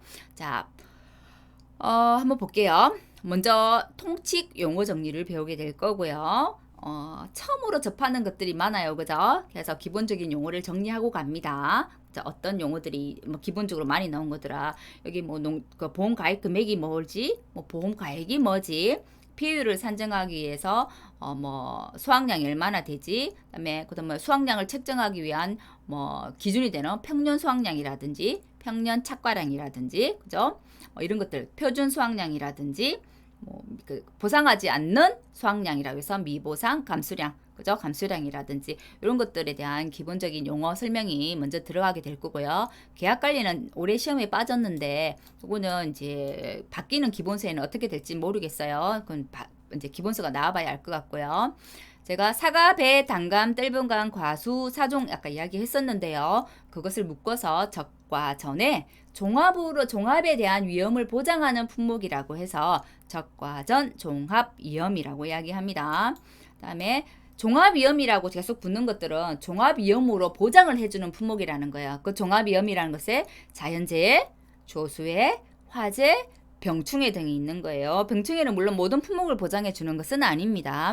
그래서 종합위험이 붙었다는 것은 이 종합위험으로 보장을 해주는 거구나라고 생각하시면 되고, 종합위험으로 보장해 주는 게 논작물도 있고 밭작물도 있네요. 그죠? 그다음에 생산비 보장 밭작물이라고 있네요. 이 생산비 보장 밭작물이라는 것은 내가 이거 딱 어떤 품목을 이제 뭐 파종을 하거나 정식을 하기 전에 미리 생산비가 많이 들어가는 것들 있죠. 예를 들어서 고추를 예를 들면 고추를 딱 정식하기 전에 먼저 해야 되는 것들이 굉장히 많아요. 그죠? 모종도 사야 되고, 그죠? 우리가 뭐 멀칭도 해야 되고, 미리 뭐 약도 뿌려야 되고, 그죠? 만약에 터널로 재배한다면 터널 시설들도 해야 되고 이런 것들이 있어요. 그래서 고추 같은 경우는 정식하기 전에 드는 비용이 굉장히 많더란 얘기예요. 벌써 수확하기 전에 먼저 돈이 굉장히 많이 들더란 얘기예요. 생산비가. 그죠? 그럼 생산비가 어떤 건지는 나중에 배우게 될 거예요. 그죠? 그래서 그런 생산비를 보장해주는, 먼저 들어간 생산비를 보장해주는 밭작물들이라고 해서 생산비 보장 밭작물이라고 이야기를 합니다. 그리고 아까 제가 말씀드렸죠. 원예 시설이라든지 버섯 재배사라든지 또는 원예 시설 안에 있는 원예 시설 작물이라든지 버섯도 다 보장이 됩니다. 그리고 우리 저 충청도 쪽에 많이 재배하는 게 있죠. 전북이나 충청도 쪽에 금산이나 이런 데 재배하는 거 인삼이죠. 그죠? 인삼은 이제 원예 시설 버섯 재배사 이런 것처럼 인삼에 있는 시설은 해를 가려주는 시설이라고 해서 해가림 시설이라고 이야기합니다. 인삼도 되고 해가림 시설도 돼요. 우리가 흔히 알고 있는 과수들, 이제 과실들이죠. 그죠? 포도, 복숭아, 밤, 지금 한참 나오는 감, 대추, 오미자, 호두, 살구 이런 것들이 다 과수가 됩니다. 그 중에 이제 과수 사종, 사과, 배, 단감, 떫은감 따로 빼서 이렇게 저가도 종합위로 묶은 거고요. 나머지 가수들은 종합위원 수확감소 가수라고 해서 따로 묶어져 있는데요. 여기 11종이 되는 가수고요. 이게 4종이 돼서 가수는 총 15종을 보상해 줍니다. 왜 어떤 것은 저가든 종합이라는 것을 붙이고 어떤 것은 종합위원 수확감소 가수라고 붙였는지는 나중에 공부하시면서 저절로 알게 되실 거예요. 그리고 종합위험 및 수확전 종합위험이라고 해서 오디, 복분자, 무화과, 감귤이 나눠지고요.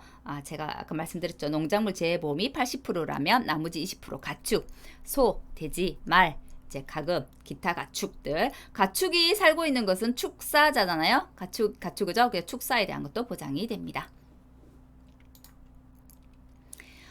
올해까지 우리가 업무방법서를 가지고 공부를 했어요. 그 업무방법서의 구성은 이렇게 되어 있습니다. 1과목은 주로 보험을 가입하기 전까지의 단계예요.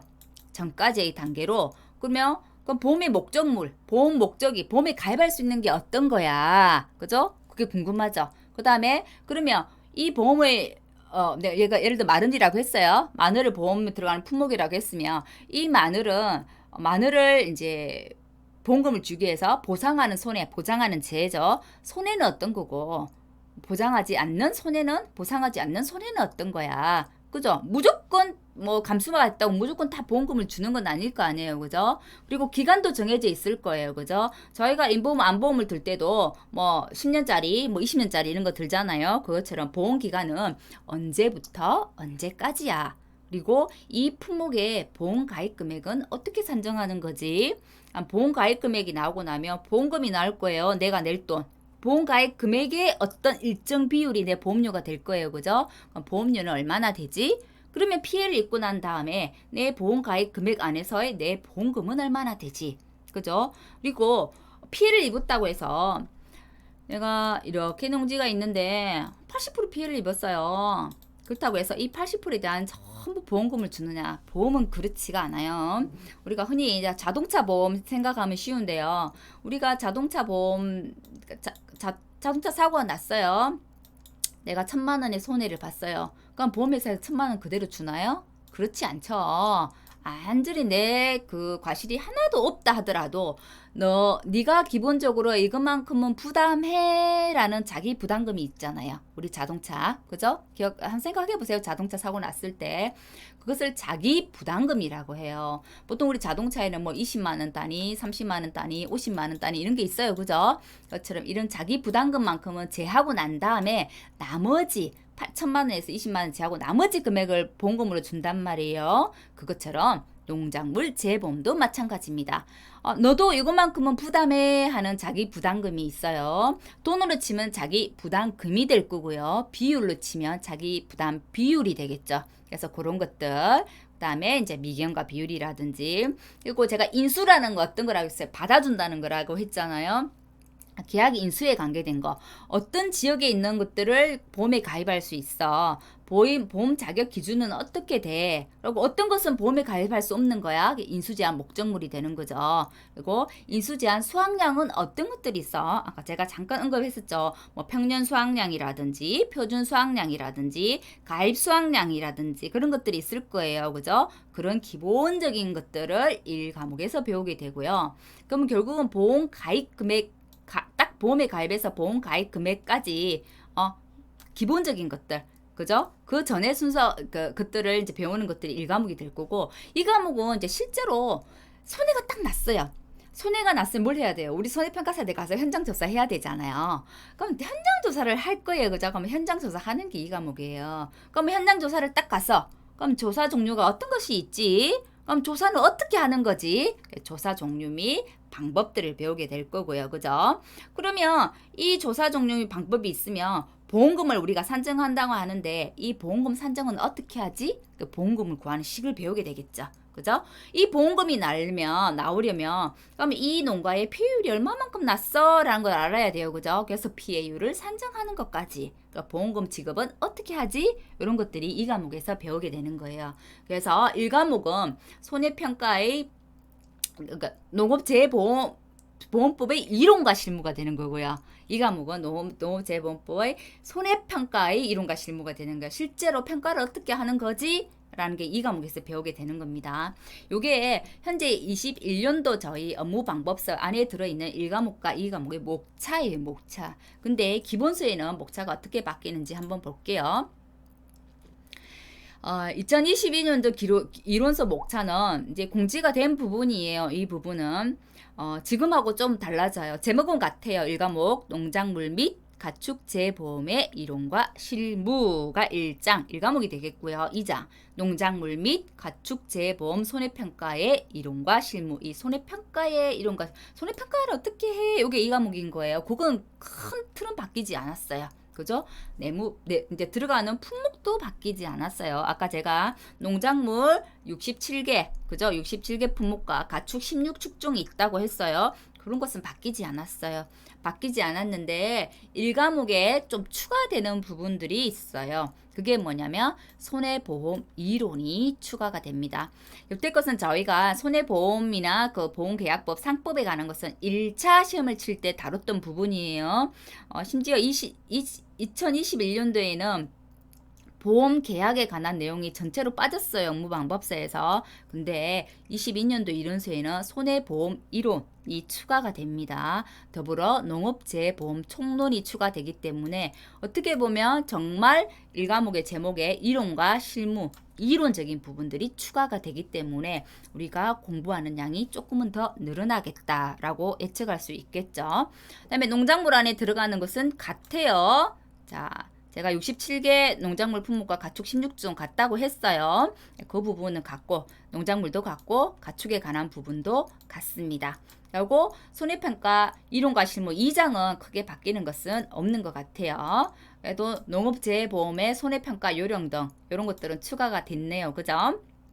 그리고 1과목이 실은 공부를 하다 보면 훨씬 더 내용이 많아요. 이 과목보다. 그래서 저희가 앞에 1과목에서는 지금 보상하는 손해, 보상하지 않는 손해를 1과목에서 배웠는데 새로 발간되는 기본서에는 보상하는 손해, 보상하지 않는 손해가 이 과목으로 넘어갔네요. 그런 것들을 이제 기본서가 나와봐야 알 수 있는 부분이긴 해요. 그죠? 그래서 우선은 제가 말씀드렸죠. 올해 2021년도 업무 방법서를 가지고 먼저 선행학습을 하고 이론서, 기본서가 나오면 수정 강의라든지 추가되는 부분 추가 강의라든지 그런 것은 따로 더 하게 될 겁니다. 그럼 손해평가 시험은 어떻게 구성돼? 제가 계속해서 말씀드렸죠. 1차 시험과 2차 시험이 있어요. 1차 시험은 이론 시험 암기 과목이고 2차 시험은 실제로 손해평가 이론과 그냥 이론과 실무와 손해평가의 이론과 실무 1과목, 2과목이 따로 나눠진다. 1차 시험은 우리가 흔히 알고 있는 단답형 시험이에요. 단답형. 사지선다형이란 말입니다. 4개의 문제 딱 예시를 주고 하나 고르는 거예요. 그죠? 우리가 흔히 말하는 객관식 시험입니다. 2차 시험은 그렇지 않아요. 단답형으로 넣는 5개 10문제가 있다면 1과목 10문제, 2과목 10문제라면 단답형 문제가 5문제, 서술형 문제가 5문제, 1과목도 그렇고 2과목도 그래요. 그러면 응시 자격 한번 먼저 볼게요. 제한 없어요. 그죠? 하지만 2차 시험은 1차 시험 합격한 사람이 응시할 수 있겠죠. 그죠? 그리고 손해평가 활동을 손해평가인으로서 3년 이상 한 사람이라든지 손해사정사들은 1차 시험이 면제가 돼서 2차 시험 바로 보실 수 있어요. 1차 시험 한번 붙고 나면 내년에 한 번 더 딱 1년간 더 유효해요. 그죠? 연이어서 유효하고 내가 1차 시험을 보고 내년에 안 보고 후내년에 볼 거야. 그건 안 됩니다. 연이어서 다음 해까지 유효합니다. 시험 과목은요. 1차 시험은 상법 보험편이 있고 농업, 재보험령, 농학개론의 원의학과 재배학이 되겠고요. 그 다음에 2차 시험은 아까 말씀드렸죠. 농작물 재보험 및 가축 재보험의 이론과 실무, 농작물 재보험 및 가축 재보험 손해평가의 이론과 실무가 됩니다. 시간은 1차 시험은 30분 세 과목이어서 90분이 되고요. 2차 시험은 1시간 120분 1과목 1시간 2과목 1시간에서 물론 1시간 하고 쉬는 시간 있고 그렇지는 않아요. 그래서 이어서 120분이기 때문에 보통은 1과목을 한 40분 정도 안에 얼렁 치시고 나머지 20분 더 이 과목에 보태가지고 한 80분 정도를 이 과목을 많이 하시는 그런 전략들을 가지고 가게 됩니다. 합격 기준입니다. 물론 100점이 만점이겠죠. 그죠? 100점 기준으로 해서 평균이 60점이 넘어야 돼요. 60점이 넘어야 되는데 각 과목이 1과목도 1차도 3과목, 2차 2과목이 있잖아요. 각 과목마다 과락이 없어야 돼요. 그 과락은 과락 점수는 40점이요. 40점이 넘어야 되고 평균은 60점이 넘어야 됩니다. 그럼 시행일자는 아직 발표가 안 됐어요. 그죠? 여태껏 시행된 일자들을 보면 1차 시험은 6월 달에 쳤고요. 올해는 6월 5일 날 쳤어요.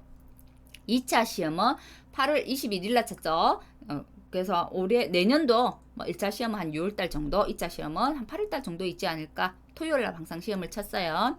그리고 원서 접수는 1차는 5월 달, 2차 시험은 7월 달, 한 달 전에 원서 접수를 했고, 합격자 발표는 또 한 달 후에, 2차 시험은 한 달보다 더 지죠.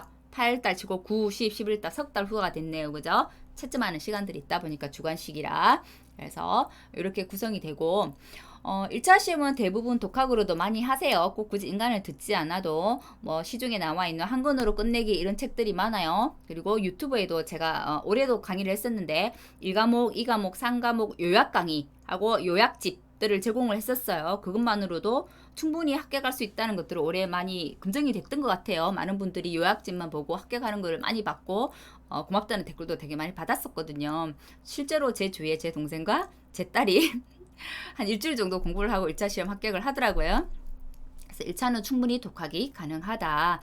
기본 무료 강의들, 유튜브 강의들만 봐도 2차 시험은 합격할 수 있어요. 2차 시험은 말 그대로 만만치 않아요. 만만치 않고 지금부터 해서 시험 칠 때까지 공부를 하셔야 되고, 업무 방법서 1, 2권인데 지금 이제 기본수로 바뀐다고 했기 때문에 기본수를 봐야 되고, 예전에는 약관을 따로 공부했는데 이제 앞으로 우리가 이제 나오는 기본수에는 약관이나 변경되는 내용이 추가로 들어온다고 했기 때문에 약관 따로가 되지는 않겠죠. 그죠? 그 앞에 기출이 어떤 것이 나왔는지 잘 분석해서 기출 중심으로 해갖고 이런 문제가 나오겠구나 분석해서 공부를 하셔야 되고, 대부분 인강을 많이 들으시죠. 뭐 무료 인강을 들으시든 유료 인강을 들으시든 독학으로 하기는 좀 힘들다. 2차 시험은 그 정도 하시면 될 것 같고, 요즘은 카페도 워낙 활성화가 되어 있으니까 카페를 통해서 정보를 얻는 것도 괜찮을 것 같습니다. 합격률 한번 볼까요? 쭉 한번 보면 2021년도 77%죠. 근데 앞에도 보면 1차 제일 처음 1회 때만 낮았지 60%, 70% 합격률을 다 가지고 갔습니다. 1차는 대부분 조금 공부하면 붙는다는 얘기예요. 특히 올해는 합격률이 더 높았어요. 올해 응시자가 굉장히 많았기 때문에 10,000명이 넘었잖아요. 문제를 1차 시험에서 근르기 위해서 문제를 좀 어렵게 출제하지 않을까라고 예측을 했는데 예측이 빗나갔어요. 그대로 쉽게 나왔어요. 쉽게 나와서 무려 9,000명이나 합격을 했네요. 그죠? 그래서 77%, 전체 합격률을 통계를 내보면 한 65% 정도 합격률이었네요. 2차 합격률은 볼게요. 앞에는 보세요. 1차만 제일 처음 1회 때만 높았고 9%, 3회 때 문제가 좀 쉬웠다고 했어요. 16.9%. 4회 때부터 문제가 어려워졌다고 했죠. 6.7%, 5회 때 문제 오류들도 많았고 문제도 어려웠다고 합니다. 그래서 5.6%. 요거 작년에 10%가 넘는 합격률, 작년에 500명이 넘었을 때만 해도 와 정말 많이 나왔다고 막 난리가 났었는데 올해 26% 정도의 합격률을 가지면서 이 2020년도까지 그죠? 합격한 사람 수보다 21년도에 합격한 사람 수가 훨씬 더 많다는 거. 그래서 올해 26%의 합격률을 가지고 2,233명이 합격을 했습니다. 내년에는 이 영상을 보시는 우리 이제 회원님들이 합격자가 돼야 되겠죠? 그죠? 문제 유형은 손익평가사 시험은 그냥 단순 암기만 해가지고는 절대로 합격할 수 없는 시험이에요. 1차 시험은 제가 암기라고 했어요. 그래서 미리 하실 필요 없어요. 미리 해버리면 우리 다 까먹어 버리잖아요. 그래서 시험 치기 한두 달 전부터 공부를 하시면 되지만 2차 시험은 지금부터 해서 시험 칠 때까지 꾸준히 반복 학습을 해 주셔야만 내 꿀로 만드실 수 있고 합격할 수 있는 시험입니다. 단순히 그냥 암기해가지고 테스트 위주 딱 계산식만 외워가지고 풀 수 있는 문제는 없다는 얘기예요. 단순 암기는 우리가 단답형 5가지, 5 문제 있죠. 1과목, 2과목. 그 문제는 물론 단순 암기가 되겠지만 워낙 범위가 광범위하기 때문에 그 단답형 5점도 획득하기가 쉽지는 않아요. 그래서 단순 암기 문제가 안 나온다는 건 아니지만 나오는 퍼센테이지가 좀 낮더라. 그리고 무조건 이제 보험금을 산출한다고 해서 보험금 산출식을 외워서 우리가 수학은 공식이라고 이야기하잖아요. 그것처럼 이것도 물론 공식이 있어요. 산정식이 있는데 식만 외워서 풀 수 있는 건 아니라는 얘기입니다. 분명히 그것을 이해를 하셔야 돼요. 그 산정식이 어떻게 나왔지? 이 식이 어떻게 나왔지? 이해를 해야만 풀 수 있는 문제들이에요. 문제들이. 그리고 이제는 그 이해 플러스 응용까지 나온다는 얘기예요. 그런 문제들이 나오고 있고 올해는 그런 문제가 별로 안 나왔는데요. 작년엔 또 현장 응용 문제들이 나와가지고 굉장히 많이 틀리기도 했어요. 하지만 현장 응용 문제나 그 분석 문제가 나온다고 해서 정말 어려운 문제, 조건이 까다로운 문제를 풀고 그런 곳을 찾아가서 공부를 해야 되지 않을까라고 생각하시는 분들이 많은데 그렇지는 않아요. 정말 기본적인 문제를 이해하고 기본 개념만 정확하게 잡혀 있다면 예를 들어서 1과목 10문제, 2과목 10문제, 20문제가 나오는데 그 중에 항상 어려운 문제는 한 문제에서 2문제가 나옵니다. 하지만 그 어려운 문제는 정말 기본이 탄탄하게 잡혀 있다면 응용이 가능한 문제들이긴 해요. 그렇기 때문에 기본기를 잡는 것이 중요하지 엄청 어려운 조건을 가지고 조건을 꼬아서 푸는 문제를 막 풀어보고 그렇게 공부하는 방법은 근하고 쉽지 않습니다. 그 10문제 중에 한두 문제가 어렵게 나온다면 나는 정말 쉬운 문제를 맞추고 어려운 문제 틀려버려도 합격할 수 있어요. 그죠? 그래서 저는 전략은 어려운 문제를 막 풀고 고심하기보다는 기본기를 탄탄하게 다져서 기본적인 문제를 딱 냈을 때 그 문제를 틀리지 않고 득하자. 그렇게만 해도 우리가 원하는 합격 점수 60점은 넘을 수 있더라라는 거예요. 그렇게 전략을 가지고 가시면 좋겠고, 뭐 1과목을 열심히 해라, 2과목을 열심히 해라, 그건 사람마다 조금 다릅니다. 달라서 조금 젊으신 분들은 암기가 좀 더 잘 돼요. 하지만 이제 60대 이후에 이제 도전하시는 분들이 많은데 암기가 더 안 돼요. 물론 뭐 젊은 사람에게 다 암기가 되는 건 아니에요. 한 번에 암기가 되는 것도 아니고 무수하게 반복 과정들을 통해서 암기를 하게 되는데, 좀 난 암기를 잘하는 자신이 있어 라고 하시는 분들은 1과목이 좀 더 유리할 거예요.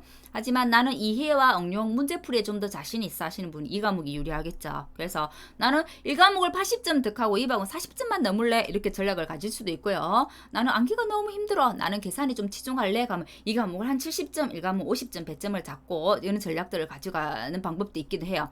이제 공부를 하다 보면 내가 1과목에 좀 더 능한지 2과목에 능한지는 스스로 판단이 됩니다. 그래서 전략들은 짜가지고 내 나름의 전략을 가지고 공부를 해가시는 게 좋고요. 5회 때부터 종합가수 문제가 본격적으로 나오기 시작했어요. 우리가 공부를 하다 보면 저가전 종합이용과 종합가수가 생각보다 어렵습니다. 어려워서 종합가수를 포기하시는 분들이 굉장히 많았어요. 예전에 그랬는데 5회 전에는 그게 먹혔어요. 하지만 5회 때부터는 종합가수의 비중이 굉장히 커져서 해마다 빠지지 않고 종합가수 문제가 출제되고 있습니다. 그래서 종합가수 문제의 비중이 커졌기 때문에 그 부분을 절대 포기하고서는 시험에 합격할 수 없다는 거.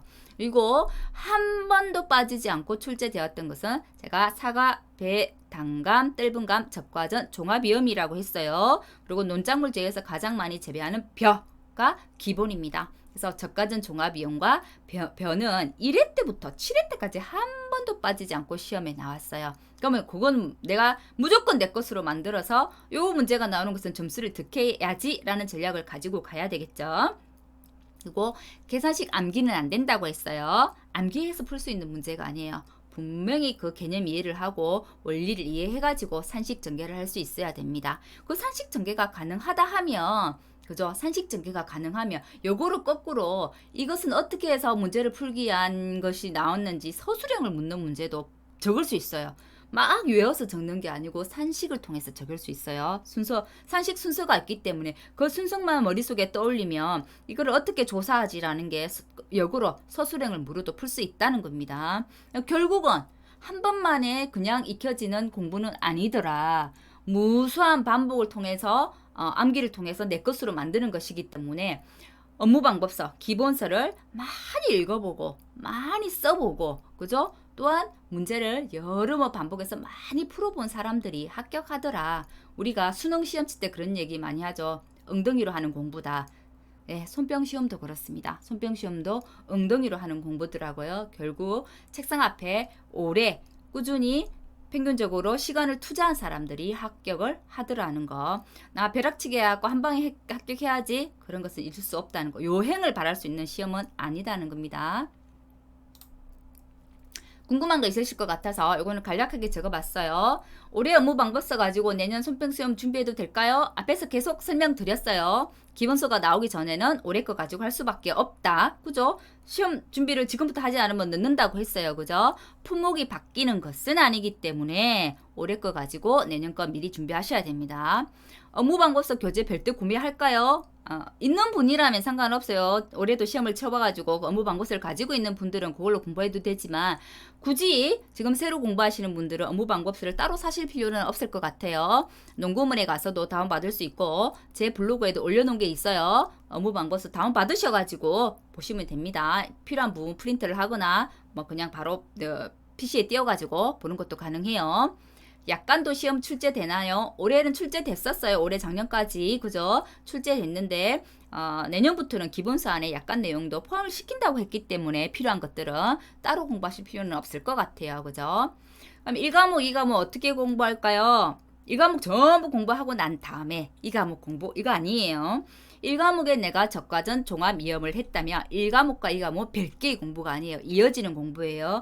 1과목이 보험 가입 전까지의 어떤 일련의 이론과 그 이론에 관한 부분이라 한다면, 그죠? 이 과목은 실제로 보험 가입하고 난 다음에 평가를 어떻게 하고 보험금 산출을 어떻게 해? 라는 1년에 이어진 과정이에요. 그래서 1과목 공부를 내가 저가전 종합위험을 했다면 이어서 이 과목의 저가전 종합위험, 내가 1과목 바짝물의 마늘을 공부하셨다면 이 과목의 바짝물의 마늘, 이렇게 순차적으로 공부를 하셔야지 1과목 끝내고 난 다음에 이 과목 공부하고, 이거 아니에요. 1과목, 2과목은 이렇게 시줄과 우리가 날줄이라고 얘기하죠. 시줄과 날줄처럼 엮여져 있기 때문에 1과목 공부하고 2과목 품목을 이어서 공부하면 됩니다. 손해평가시험 계산기 어떤 거 사용할까요? 우리가 흔히 말하는 일반 계산기, 쌀집 계산기 쓰시는 분들 많아요. 근데 이제 연세 있으신 분들은 또 그런 거 있더라고요. 고학년 계산기가 작아요. 화면이 작아요. 화면이 작아서 글씨가 잘 안 보여요 해서 그 쌀집용 계산기, 일반 계산기 쓰시는 분들도 있는데, 일반 계산기 쓰셔도 합격하실 수 있어요. 저도 시험 치러 갔을 때 유심히 한번 봤어요. 사람들이 어떤 계산기를 쓸까. 제 시험장에는 그랬어요. 제 교실 안에서는 시험을 칠 때 강의실 안에서 딱 반이 쌀집 계산기를 쓰고 계시더라고요. 반이 공학용 계산기를 쓰셨어요. 그래서 꼭 공학용 계산기를 쓰세요, 이렇게 말씀드리고 싶지는 않아요. 하지만 그 복잡한 계산식이 많고 분수식들이 많아서 공학용 계산기를 쓰세요 라고 추천은 드리고 싶어요. 제가 사용하고 있는 것은 요거예요. 그죠? FX 570ES 플러스 요거 저는 썼어요. 천 단위 구분이 안 되어서 그냥 요 보이죠? 요 보이나요? 네임펜으로 이렇게 천 단위를 저는 딱딱 찍어 놓고 사용을 했습니다. 천 단위가 구분되는 공학용 계산기는 FX 350MS 또는 9112X는 천 단위로 구분은 안 되고 천 단위에 조금 띄워져서 구분이 되게끔 해서 나와 있는 공학용 계산기도 있어요. 물론 카시오 외에 다른 공학용 계산기들도 있습니다. 제가 알고 있는 건 요거고, 저는 요 두 개를 구입해서 사용해 봤는데 570ES보다 350MS가 천 단위가 구분돼서 좋긴 한데 반사가 더 많이 돼서 저는 요 570ES가 좀 더 편하더라고요. 그래서 저는 요걸 사용했어요. 여러분들은 이제 각자 주위에 한번 물어보시고 자기한테 맞는 공학용 계산기나 쌀집 계산기 이제 구입하셔가지고 사용하시면 될 것 같아요. 꼭 이걸 써야 된다? 그렇지는 않아요. 이 사이트는 농업용 교육 포털 해서 여기는 저희가 이제 자격증 시험을 치고 나면 뭐 보수교육이나 실무교육을 하고 그 외에 농사에 관련된 강의들이 굉장히 많은 것이 농업용 교육 포털이에요. 여기 들어가시면 자료들이 많으니까 보셔도 되고, 농사로 이 부분은 농업에 관한 정보들, 병충해란, 나는 농업에 대한 거, 농작물에 대한 건 전혀 지식이 없어. 어떻게 자라는지, 어떻게 생겼는지 그런 게 궁금하신 분들은 여기 들어가시면 돼요. 그죠?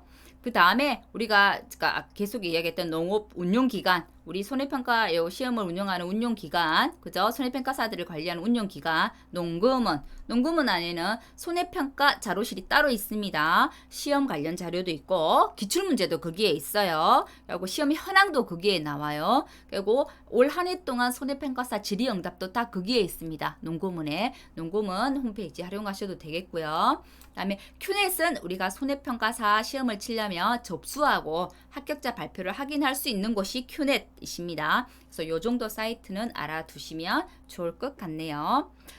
좀 궁금하실 수 있을 만한 전반적인 것을 제가 나름대로는 다룬다고 다뤘는데, 더 궁금하신 거 있으시면 제가 요거 영상 블로그하고 유튜브에 같이 공유를 할 거예요. 댓글로 문의해 주시면 제가 아는 선이죠. 제가 뭐 손해평가사 박사는 아니잖아요. 그죠? 저도 이제 공부를 하고 합격을 하고 현장을 나가려고 하는 사람이에요. 그 중에 한 사람, 그죠? 그래서 제가 아는 선에서 답을 해줄 수 있는 것은 답변 드리도록 할 테니까 댓글 남겨주시고요. 요거까지 해서 오늘 제가 간략하게 손해평가사 Q&A로 준비한 강의는 마치도록 하겠습니다. 수고하셨습니다. 감사합니다.